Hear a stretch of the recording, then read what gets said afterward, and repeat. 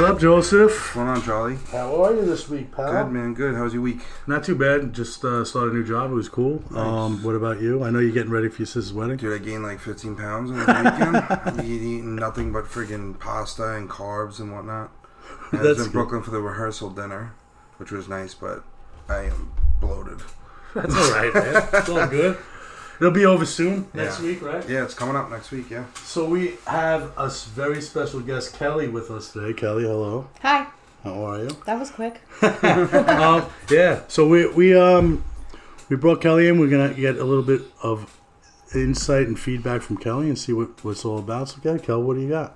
Well, when you guys asked me to come on and then maybe share about my experience, strength, and hope, or a topic, I gave that some time. I told you, I was like, let me think about it a little bit. And then I went to an amazing sound healing on Friday night that was so awesome. So I woke up Saturday morning and I was doing my morning rituals, which are, praying and meditating and stuff like that. And the topic of life beyond my wildest dreams came into my head because of the situation that I found myself in. When I woke up that morning, I was just looking around me where I was, and I was like, this is pretty cool, the life that I have today. And it is beyond my wildest dreams. But I remember when I first came into the program and was giving sobriety a try, I would go to meetings, and when people would say that, I would get really angry because I was like, what do you mean you're living a life beyond your wildest dreams? Yeah.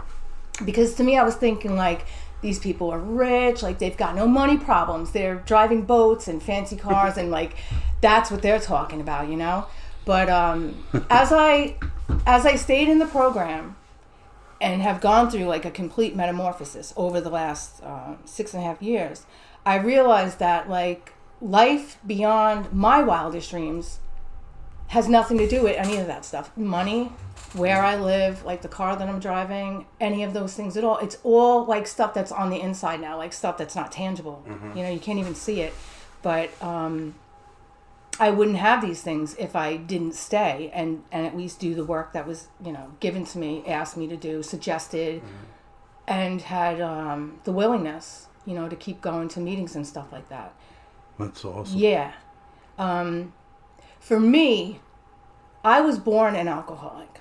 I definitely say that all the time when I share because both of my parents are alcoholics, or they were. They're both passed now, but they were both alcoholics. They met in a bar with other alcoholics, and they tried to get sober together.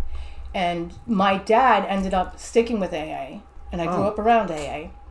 And my mom never really embraced the program. So I lived with her later in life when I was, 10 or something, a little bit earlier than that. But so I grew up around alcoholics, and it was in my mother's family. And so I believe, because I read it in Vogue when I was 15, that I was predispositioned to have alcoholism. It's very high chances of a girl in a family when both parents are alcoholics. The statistics are higher that it would be. In females? Yes. Wow, that's... Yeah, and there's a lot more really staggering statistics for females that are alcoholics. And I don't know so much about the addiction part, but I do know about alcoholism. And it really can deteriorate a woman's brain and other organs a lot faster than a man because we metabolize alcohol. That's interesting. Wow. Yeah. So I grew up irritable, restless, and discontent. As a little kid and stuff like that, I was always going against what everyone else was doing, not listening to my parents or my mom because I lived with her when I was younger.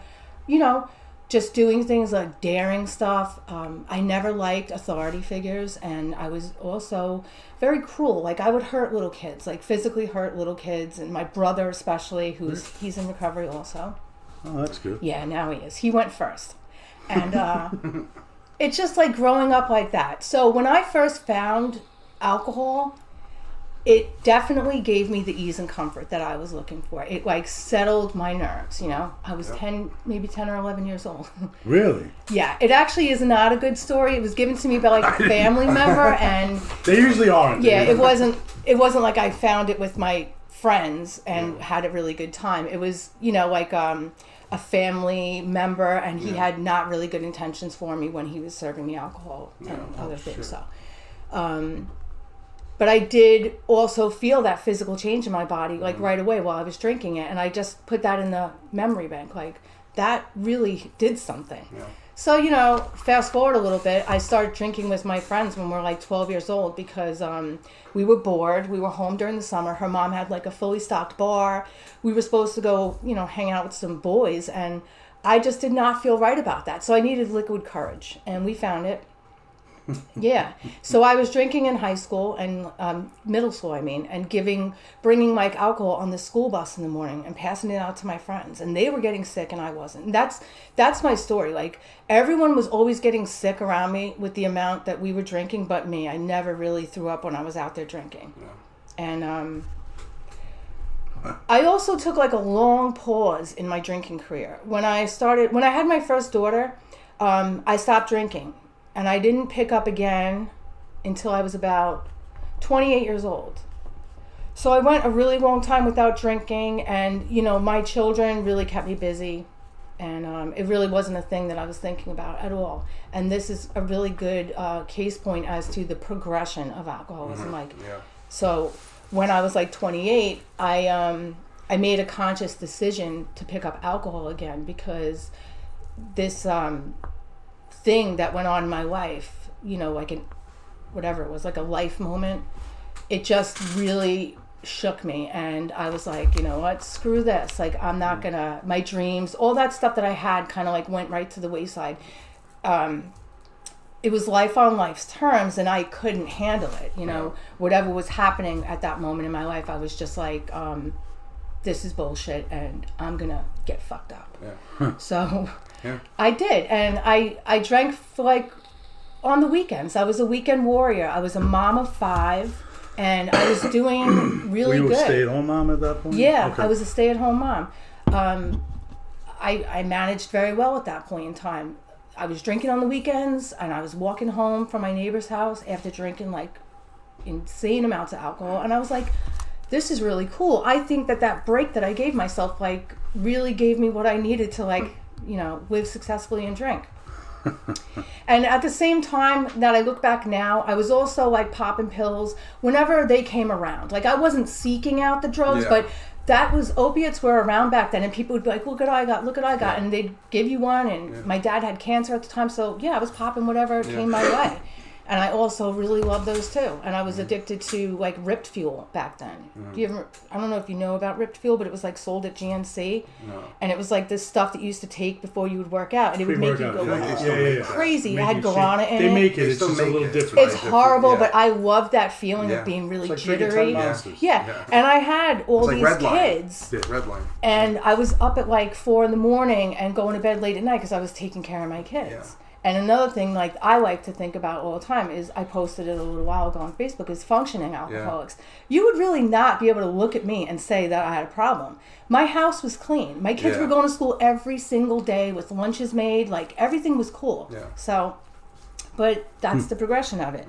And then, you know, this story can go on and on and on, but the long story is that, like, once the alcohol wasn't filling that void in me anymore, something else needed to take its place. And I started looking outside of my house for something to fill that void. And it just so happened to be, like, male companionship. So now I'm, like, running around all over the place, and I'm, you know, dating guys, and I'm looking to get out of the situation that I'm in. So I ended up taking 2 of my children with me and leaving the other 3 to pursue this thing that I said I need, because this hole that I have, this void, it just needs to be filled, and I'm going to go over here and do that with this guy. So I did that, and I ran around all over Long Island, living in all different places, not even really working very much, you know, like I had no idea what I was doing. I was just a freaking mess, and I was a train wreck and a hurricane and destroying everyone's lives. And this poor guy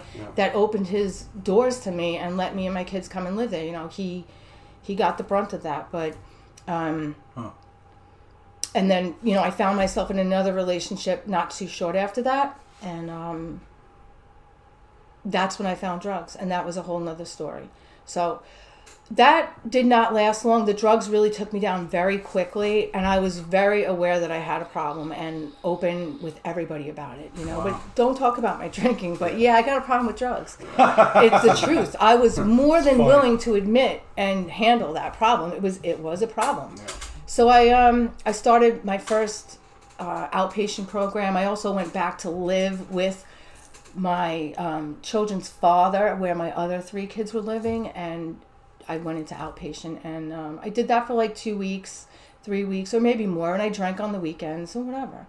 Then I, just keep craziness, whatever. Now I find opiates in all of this, and those things, like, I think it was like 3 good years that I was doing those, and it was just complete and utter misery. I got physically addicted to them, and I wasn't really happy with the way that my life was, and I was, if I quit drinking for like a couple months, I was on the other stuff. It was never complete sobriety, and when I did stop doing the things that I was doing, I was so miserable, and they suggested that I go to AA, and I did go to some meetings, and I just thought it was ridiculous.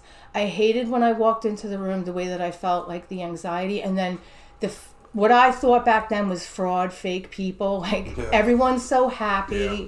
And I was just like, no effing way. I gave my number to the people because they asked me for it, or vice versa. And when they started calling me, I was really like freaked out, creeped out, all that stuff. I was like, I don't get this. Like, why does this woman keep calling me every single day and ask me how I'm doing? Yeah. Like, mind your freaking business. Right. No, I get that. Yeah. So, 2015, that's my sober date, October 24th. And It's amazing. Yeah. It's awesome. Yeah. Well, It does feel really awesome now when I think about it. Like, when that day when I really came to the last stop, and my kids did like an intervention on me, I really never thought that I would be here where I am today, you know, and the amount of work that I put into it. Yeah. But I went to Arizona to get sober, to a really great rehab that they have out there. I was given a scholarship from somebody out here. There's a guy that does interventions, and he's prominent in that,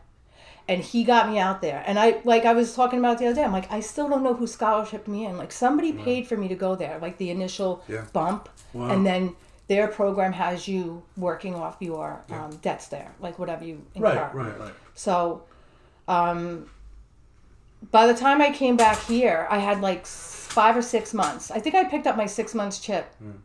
When he came home? Yeah, in the pit in Bayshore. Okay. Yeah. But I didn't get there like right away. When I came back here, I called him right away, the guy that intervened me, because he knows everybody out here.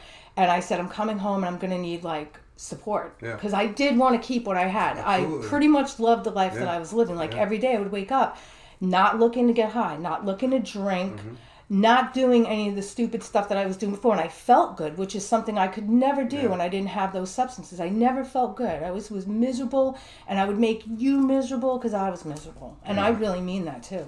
Like, I related so much to when Tara was talking the other day about when her husband said, like, we're not going to be drinking, like you're coming home. Yeah.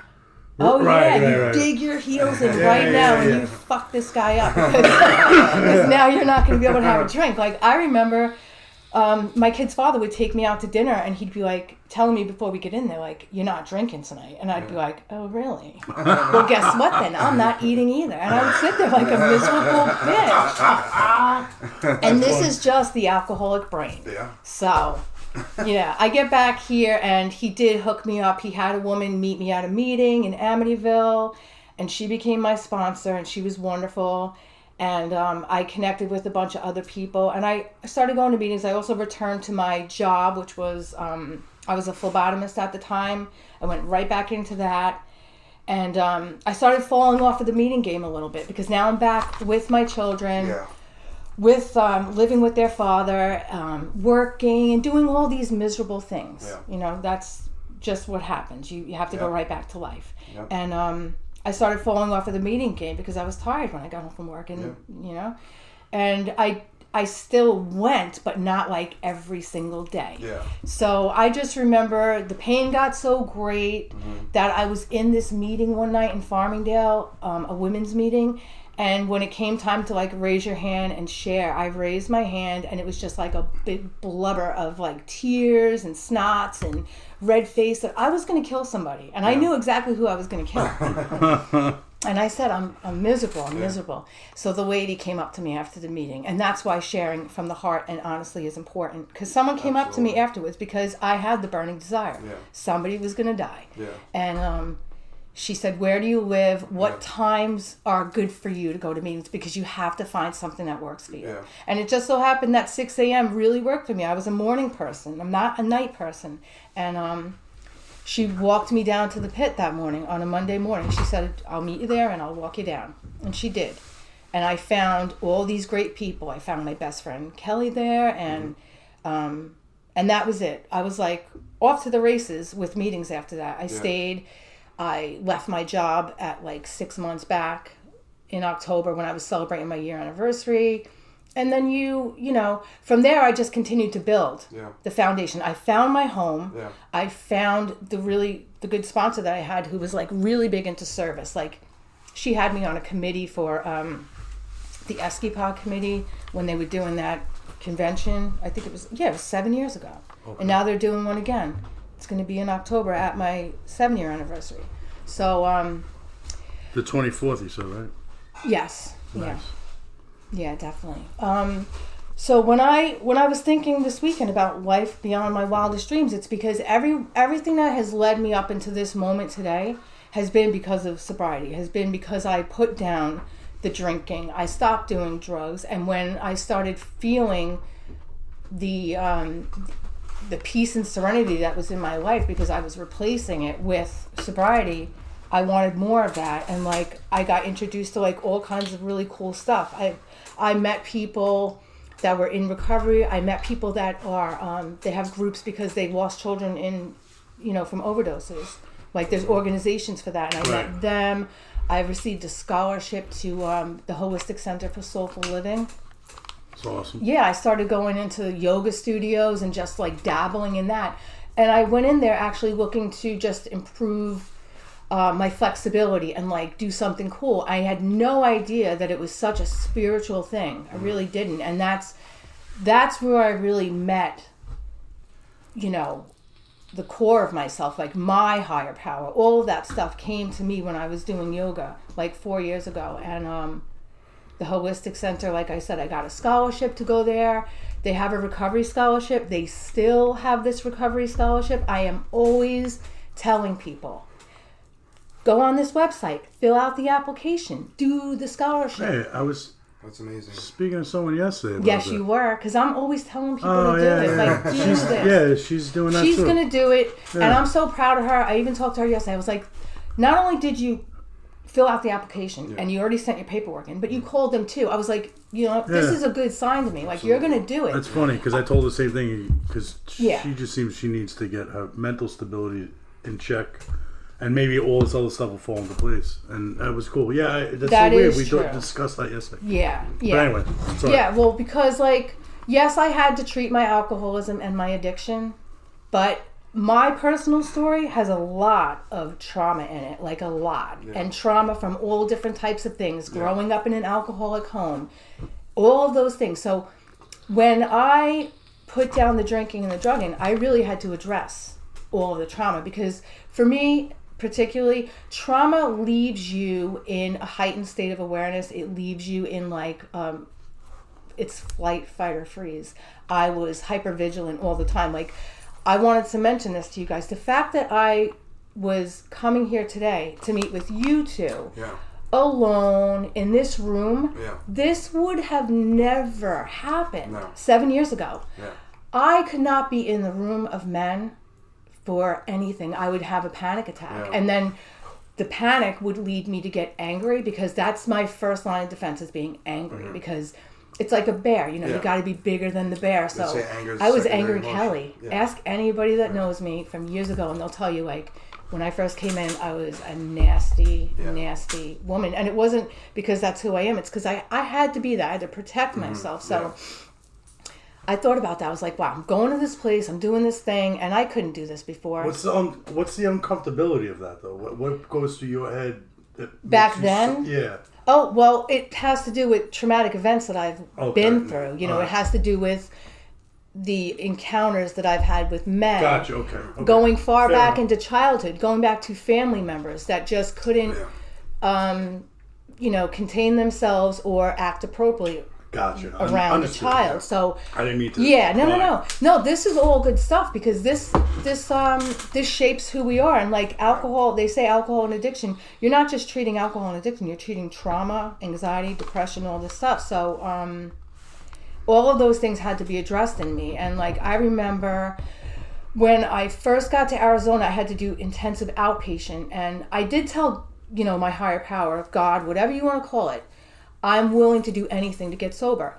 And when I walked into that room that day for my IOP, it was all men. It was just me. Yeah. And right then and there, I said, you son of a bitch. This is what you're going to do. And yes, I had like all these defenses. I sat there like, and this guy sat like right here. And I was like, why are you so close to me? Like, move the fuck over. Move your chair like 3 feet away. Get away from me. It was just the way I was. And it took a lot of intense therapy to, I guess, heal those things, Right. So that's where, like I said, the Holistic Center, just the place where I went in Arizona, these places all addressed me. I was in intensive trauma therapy. I was in somatic healing therapy.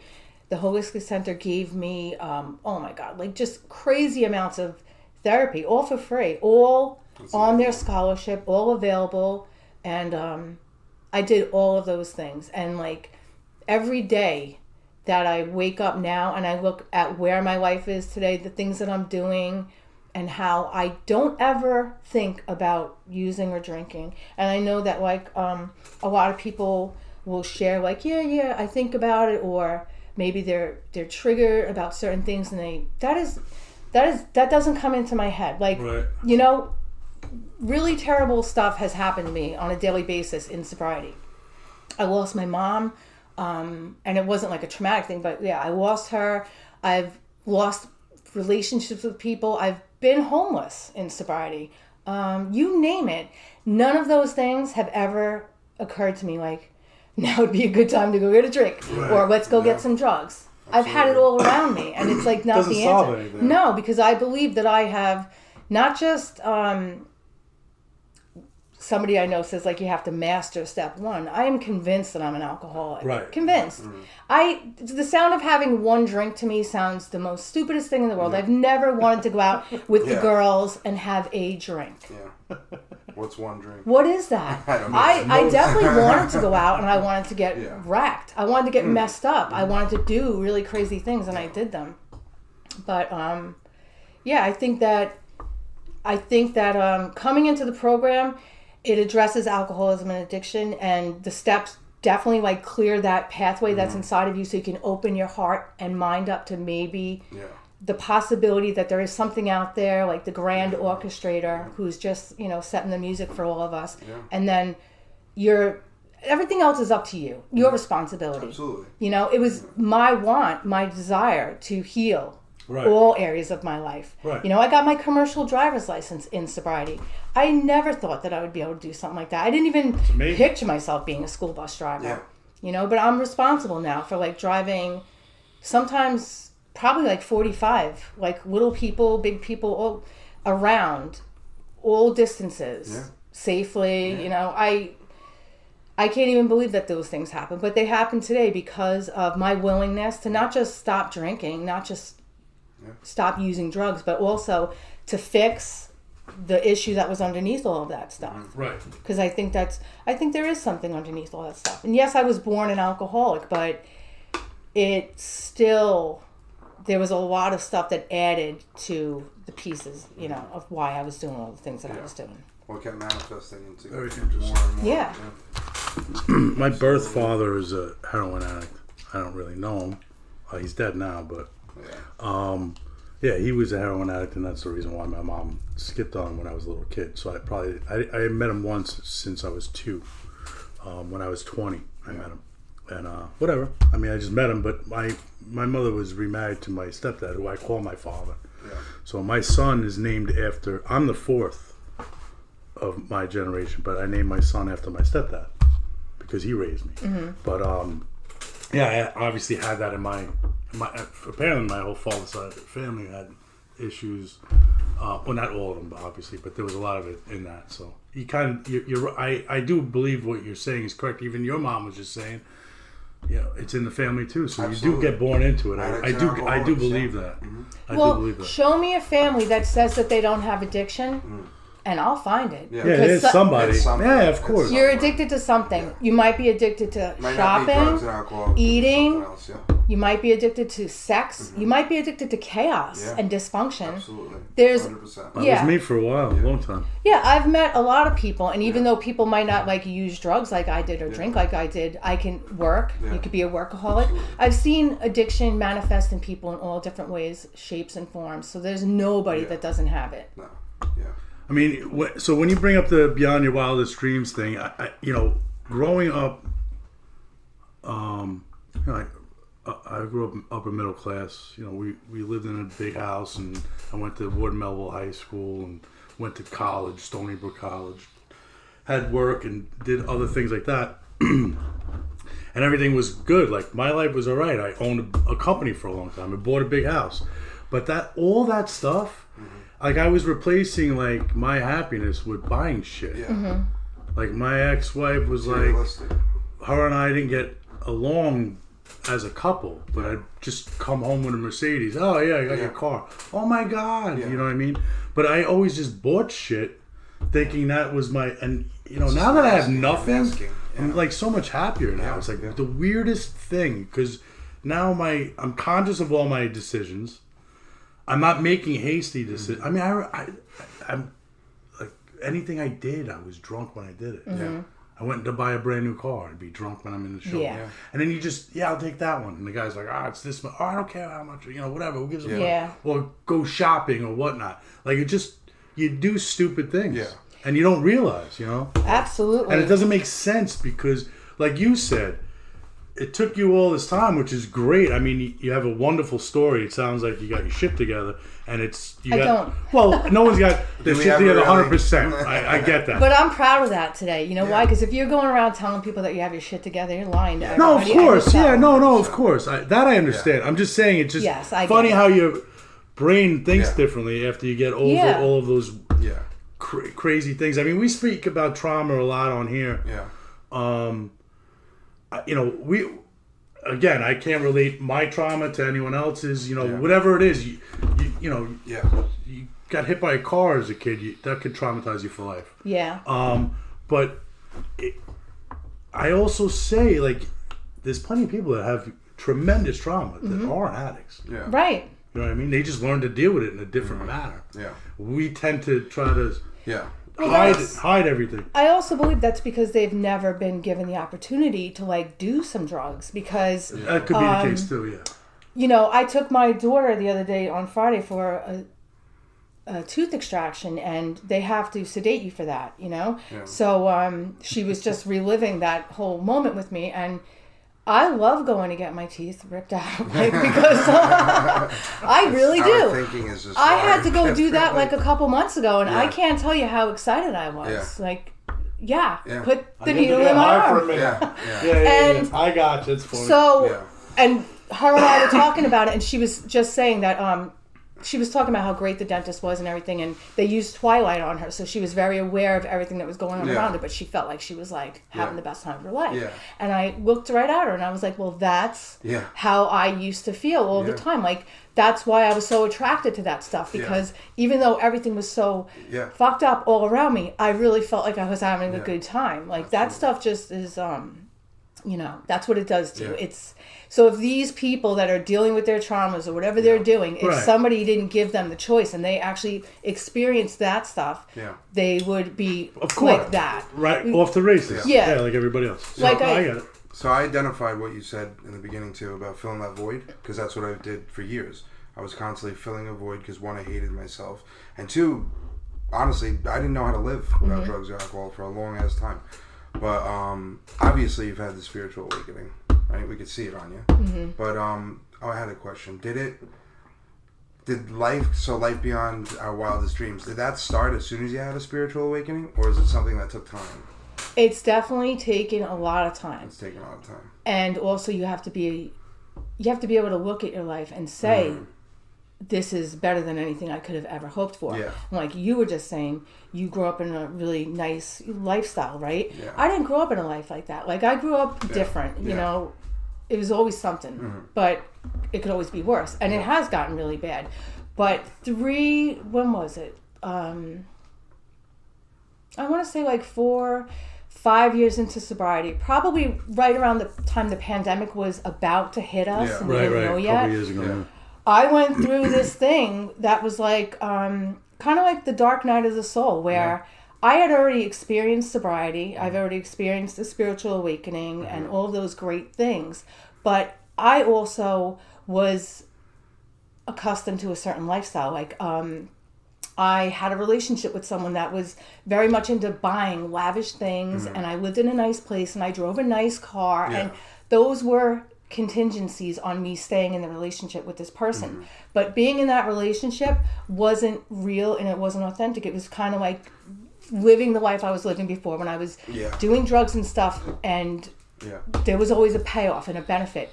I felt that it wasn't fair to this person for me to stay there, and I knew that if I was to speak up about that, like everything was just going to stop on a dime. Right. And it kind of did, just like I thought it was, but I was scared to make that verbalization. I was afraid to tell them, like, I'm just not in it anymore. The way, you know, it just can't happen anymore. It was so incongruent with who I really was. I actually got super depressed from it because I was like living a double life. Right. But I knew once I said those words, it was going to be like over. Yeah. And not in a nice way. And it was just like that. But the pandemic hit and I got locked down with this person. So it was not that cool. But I went through this like spiritual thing where I wanted to see if I could really love myself for who I was. And all of these other things that I just don't even have the words for right now. So I went into the bathroom and I did what any person in my position would do. I shaved my head. Like all that bleach blonde hair. I was like in the bathtub. I shaved my head off and I looked in the mirror and I was like, now I have to learn how to love myself without any of the fancy, any of the decorations, any of those things. And that's crazy. And it was really hard too. I understand it. I went through a lot of depression, you know, because I still deal with shit like that. Yes, and body image, like, I still deal with it's huge for me. I think, being honest, and it's terrible, like, this is the most I've ever weighed in my life not being pregnant. But this is the most I've ever loved myself, too, at the same time. So I just have to get used to, like, sitting down and having, like, 3 rolls instead of 2. Whatever. But see, that's what I struggle with too, because like I struggle with body image, and I believe I struggle with body dysmorphia. Because even when I would look good or feel skinny, I can relate. I still look at myself like I'm humongous, and it won't be until time will pass that I'll look back at pictures and be like, wait, I look good. Like I'm sick in the fucking head when it comes to that, and it does drive me crazy. It's society. We've been really, really conditioned from all that stuff that we see, and that is just so true. Like I look at pictures of me when I thought I was fat, and I was like, well, I wish I was that fat now, because I'm like, it's just crazy. It is. And then that's what makes me realize that it's like it's my fucking mind playing tricks on me, you know. But that's something where I've always said, like, especially when it comes to my recovery, I never truly loved who I am as a person. I can't say I still do. I could say I'm on the right path. But I still, some days are harder than others. You know, I'm my worst enemy. I think. You know? I think really a lot of us are. You know, I'm so fucking hard on myself, especially like physical wise. You know, like if I'm going to the gym, I have to take the gym to the fucking extreme. You know, I have to. Everything is to the extreme. No, we're all addicts. And I think that's so relatable. I think anybody that's hearing this, listening to this, is going to agree with you. We all have the same stupid committee that lives up inside the head and says I take dieting to a fucking whole other level. Like there's no balance when it comes to that. And I don't talk about this a lot. I don't think I've ever spoke about this. I become bulimic. I'm bulimic, because I'll use food as another, I guess. A high. I do. I'll be like, I'm eating today. I'll go to fucking McDonald's, and then I'll feel like complete garbage. Right? To the point where I'm sick to my stomach, and I'll fucking purge. Right. And that's another sickness that I have. I don't really talk about that a lot, but it's true. And I struggle with that shit too. And that's all real stuff that that it's good for you to have the awareness around it, because now all you have to do is keep doing what you're doing in sobriety so that you can get to the point where you can actually devote some time to the inner healing stuff, which, it's it's going to be a lifelong process for all of us. I know it is. And, we want everything. I know, like right now. Sometimes I feel like I'm never going to get it. Like I'm not, not sobriety, just like truly loving who I am as a person. Well, and I know it takes time. I really relate to that a lot. Yeah. But I think 100%. Yeah. That's where I ripped all those things away from myself. Yeah. And also I know now you tell yourself, we've lived, for years. I've lived like a fucking piece of shit, living dirty, doing all this shit negatively, and you start to think that's really who you are, and you're just negative. Like, they used to tell us all the time, like in rehabs and shit, positive affirmations. And I'm like, that's fine and all. Yeah. But as soon as I do those positive affirmations, those fucking negative thoughts are right behind them. They really are. And they come right back, and they just wash those fucking positive shits away. Yeah. So I'm like, how? It's a real you thing. know what I mean? It's real. Like, it's crazy. It's fucking... I've never truly... My whole life was never able to look in the mirror and love who I truly am. And it's like the saddest shit in the world. Yeah. Hopefully. No, it's going to happen. It's going to happen because you have the awareness around it now. And it's really only up to you. Yeah. But see, like, I think happiness comes from looking good, losing weight, and that's bullshit. It doesn't. No, it's bullshit. It doesn't. It doesn't. On the way over here, when I was driving over here, I was thinking... been doing a lot of thinking. I think it's those sessions, those sound healings. They bring up a lot of stuff, so you just constantly like. Yeah, I was. But that was amazing. I used to wear a costume. That's what it was. Like how I looked. Yeah. Maybe like 4 or 5 years ago. Yeah. It was a costume. Like I had to have everything just right. I remember one day looking at myself in the mirror, and I felt like I was a walking billboard for like brand names. Everything was Guess, Pink, this and that, and I felt really embarrassed about that. I was like, what the hell? Like that's so gross. Yeah. Is that so? Taking away all that stuff, and like I said, stripping all of those things. Yeah. Thank God it's society things though too. Yeah, I mean, everybody's kind of. You're kind of subject to that. Yeah. Some people don't realize. Yes, we are. But you want to know something like what you're talking about, like not loving yourself? Yeah. I feel 1,000 times better about myself until I look in the mirror. Like, I could walk out of the house. I don't know what I look like, what I'm even wearing. Right. I feel great. Yeah. I'm on fire. Yeah. But all of a sudden I'll catch like a glimpse of myself and I'm like, oh, I get that. Damn. I get that. What the hell? That's silly though. But it's me. I am my own worst enemy. It's me. I'm gonna. It's fucking. I try to avoid mirrors as much as possible. That's what I do. I just don't know why. Like I always try to think like, did I have any real Like I wish sometimes I could pin it on something as to why I am the way I am. Yeah. I don't know where. You know what though? I did that. Yeah. Like I used my traumatic events. For that reason, and you know what? That's not really fair. Like,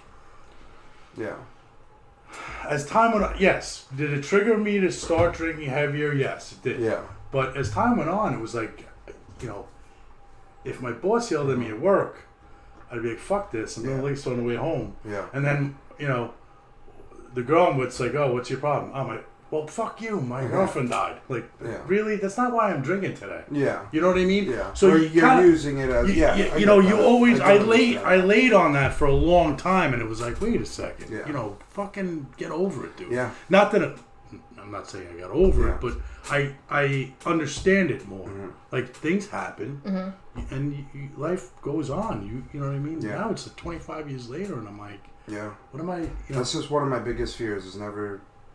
Like, before I die one day, I want to be happy with who I am as a person. And truly love who I am as a person. My biggest thing now is, again, because of this whole God thing or whatever. So I don't know where I stand on all that. I know there's something beyond us. I get all that.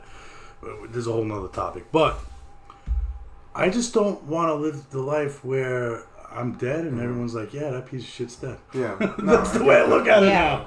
Like, I want to be a better person just so my kids go, hey, my dad was cool. Yeah. You know what I mean? That's it. That's all I really care about at this point. And going nothing back to, else. I don't need anything. Yeah. And going back to like what you said, life beyond our wildest dreams. I'm not there, not close to there. I have a lot more work to do, but I do have moments of like clarity where I'm starting to experience serenity.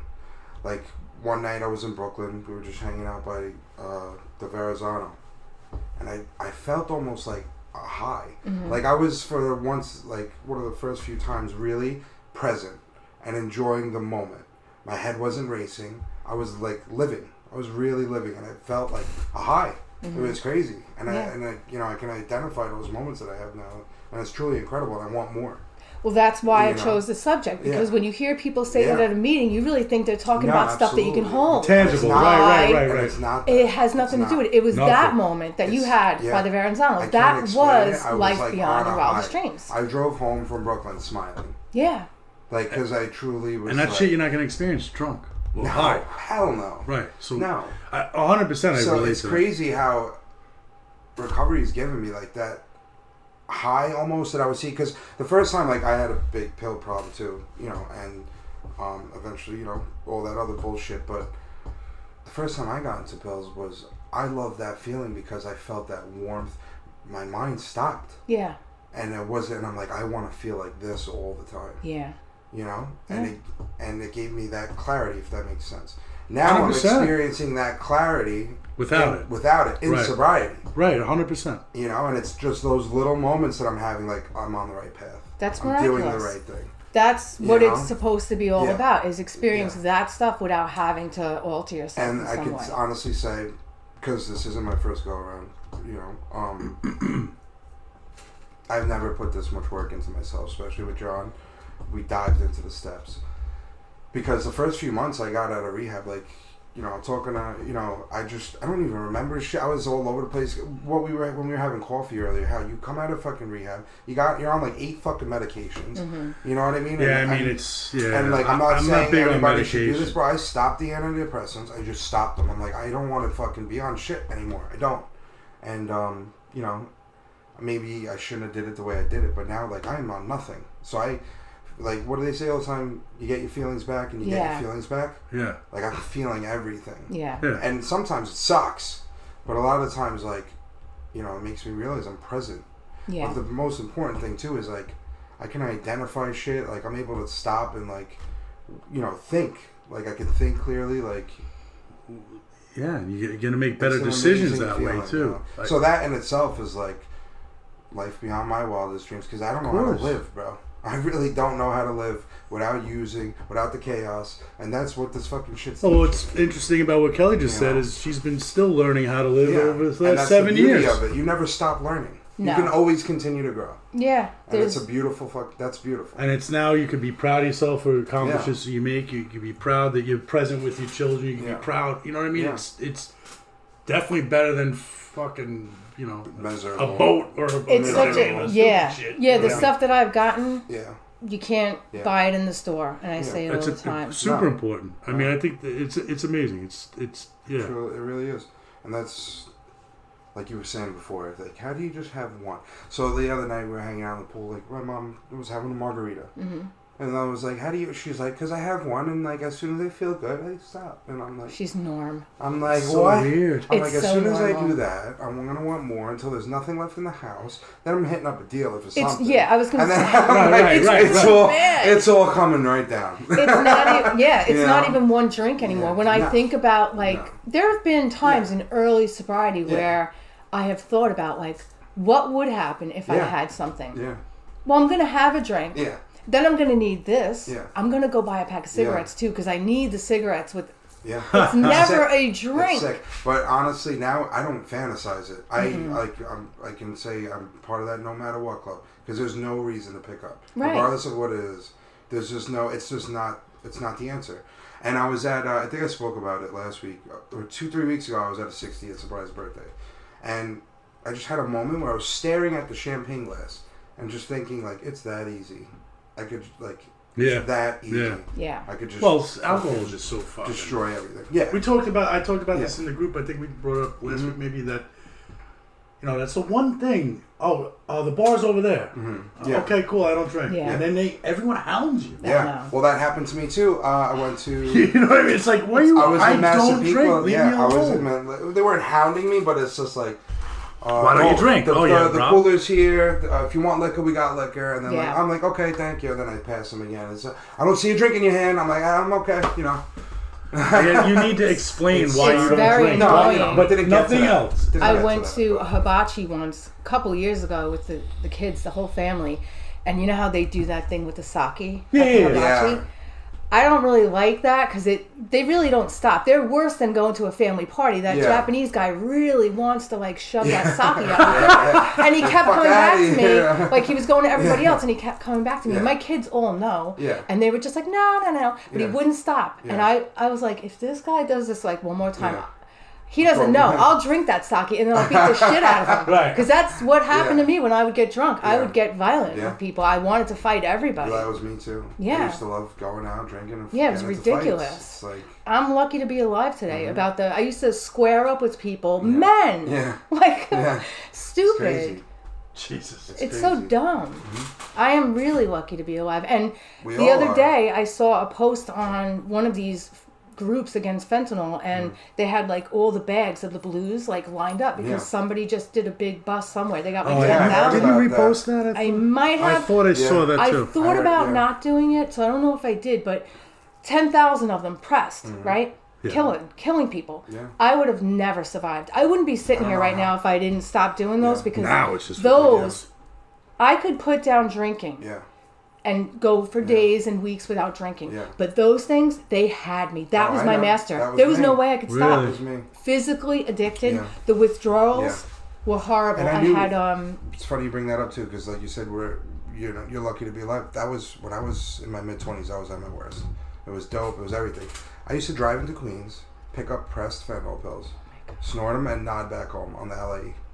I don't know how I'm here. Yeah, I don't doubt it. You know, and like you said, that shit had me in the grips. There was I couldn't stop. Yeah. I could not stop. It Yeah. was bad. So another topic for you guys to do one day is like the amount of fentanyl that's flooding the streets right now, and Well, because huge. we Absolutely. are in sobriety and we are That's recovered. good maybe with Mary Kay or something. Yeah. But It's up to Yeah. us really to educate not just people that are in recovery, Yeah. but even the innocent people, because this stuff is really killing like everybody. kids that are just like I There's used no to do. Like storm. they handed me a pill and I Yeah, took yeah. it. Yeah, They're yeah. dying, Yeah. you know, Happened to my and or cousin. doing the cocaine, and like that's concerning because like I have young kids and I know that they're out there having fun, Yeah. and they're not trying to get addicted or trying to kill themselves, but we are No, I all know. It's- under siege right now. Somebody and, was get nervous talking with about my it the other kids. day. I think Yeah. last year we hit 100,000 overdoses. Deaths. yes, you mentioned that the other day. And now this year we have how many more months to go? 4, 5. It's already at 130.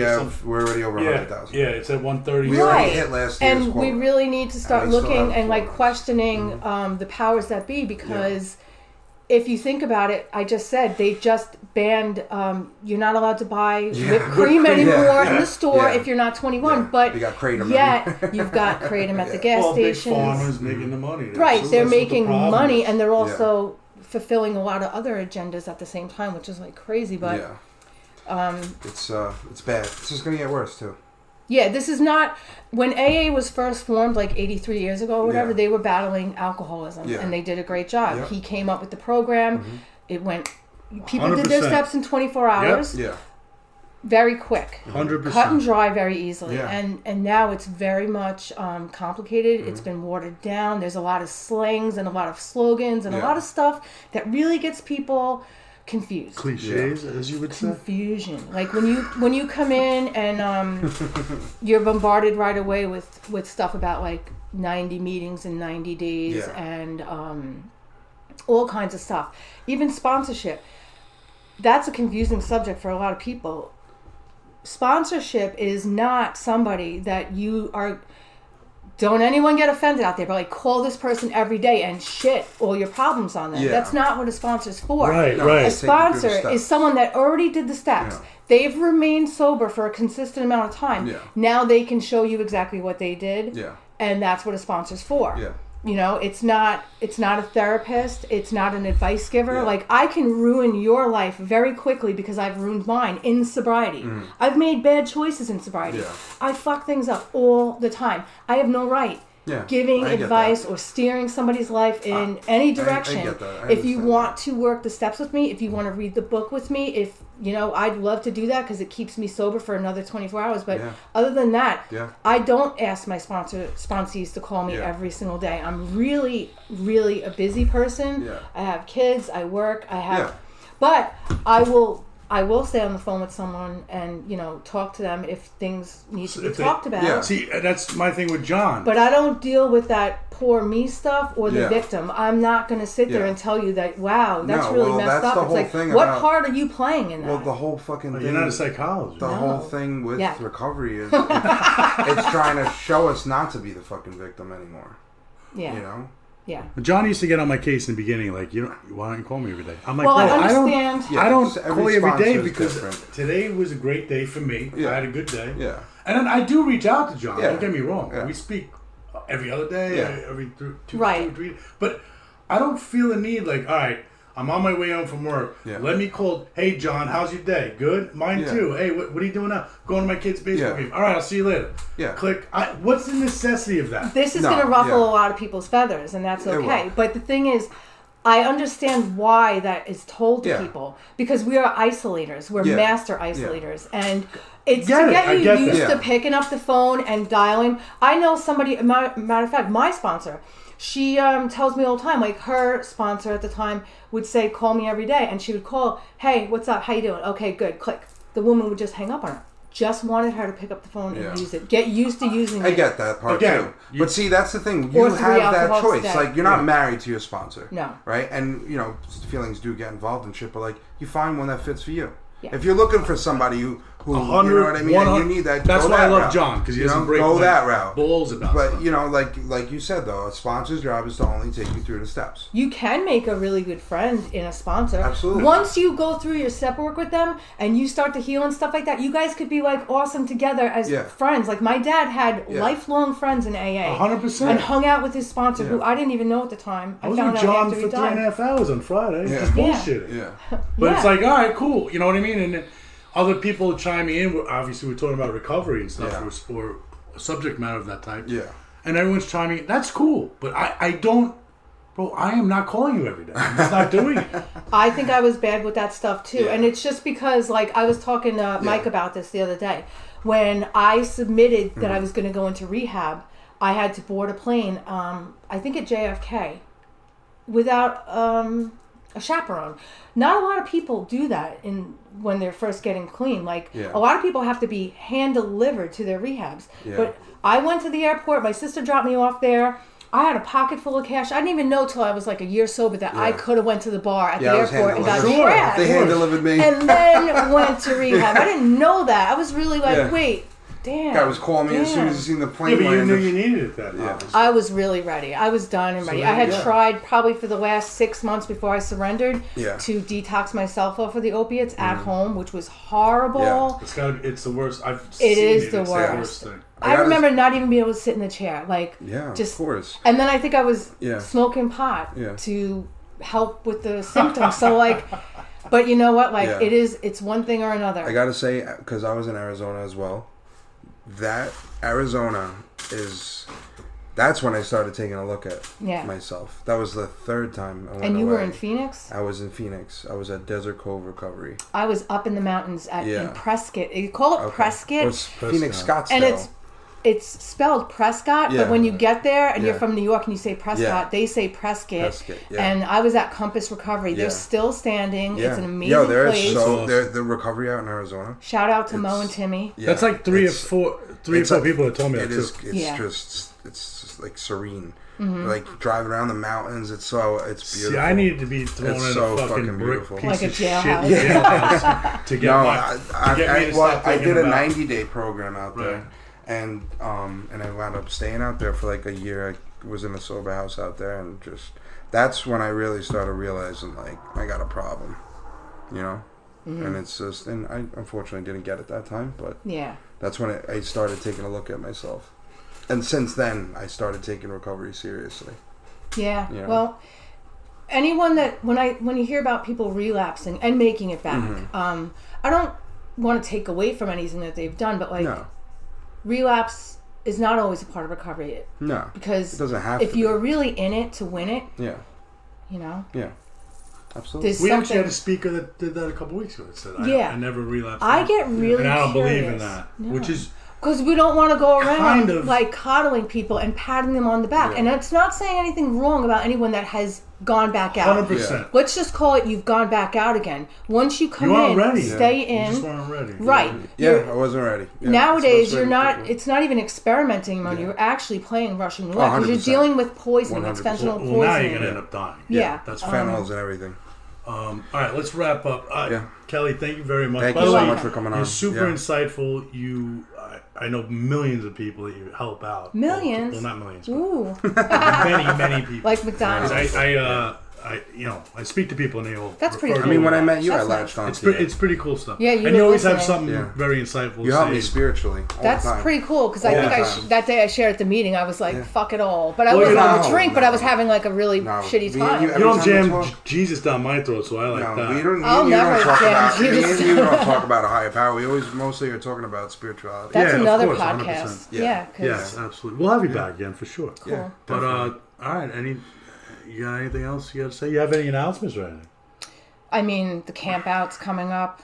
You remember the date? Yeah, it's Yeah, September 9th, September 10th, and 11th. So Oh, Friday that's to the Wildwood Sunday one? at Wildwood. That's Esquipot 8. Yeah. And tickets are online. You can go to SIA.org. It's on the Thanks for Sharing? It's on Thanks for Yeah. Okay, Sharing. cool. It's all Esquipot 8 also has their own Okay. Facebook page. All right, cool. That's going to be fun. Yeah. Got some passes for that, Nice. Nice. maybe. All right, well, thank you very much. Yeah, you're welcome. Thanks, Kelly. All right. See Take you care, later, Joe. everybody. Be good. Thank you.